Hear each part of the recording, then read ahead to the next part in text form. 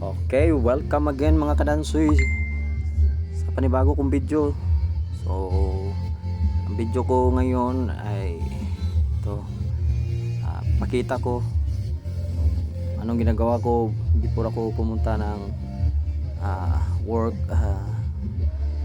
before ako mag start ng day. So, ito po yung ginagawa ko. So, pag may oras pa talaga ako, parati po akong nag-exercise. Ginagawa ko dito, push up muna. So, regular push up po ito. So yun, 30 counts, 3 sets. So flex din pag may time para maganda ang daloy ng dugo. So yun, another set po tayo. So dito naman, diamond push up yung gagawin natin. So yan, purmang diamond yung mga kamay natin. Again, 30 counts po yan, 3 sets. Yan. Kung gusto mo maging healthy and fit araw-araw, so lagi tayong mag-exercise at alagaan natin yung katawan natin. So yan,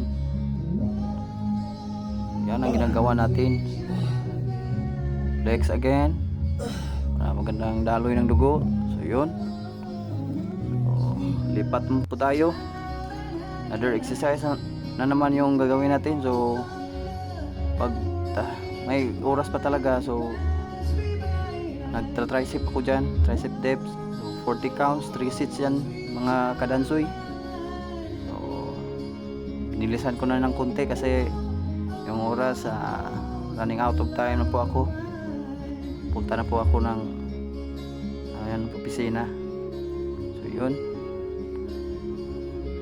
yan lang ang routine natin araw-araw pag may oras pa mapapunta tayo ng trabaho.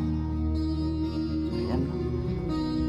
So pag may oras pa talaga, hindi ko nakakalimutan yung abs exercise ko. So ito, so leg raise po tayo, 30 counts, 3 sets din.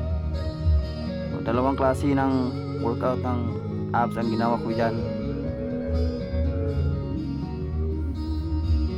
So bilisan ko na yung kunti kasi lapit na ang oras.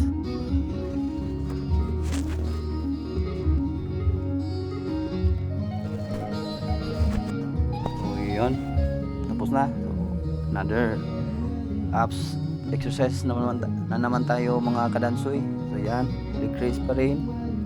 So 30 counts, 3 sets.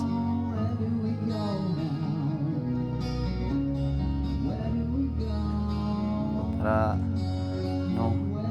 hindi bloated yung tiyan natin. Yan. May dumaan pa na white lady. Yun, kita nyo yan, no? Flex din pag may time. Okay, so lipat tayo sa another exercise mga kadansoy. So nagsushulder din ako ng konti kahit maliit na yung oras, wala ng oras. Yan,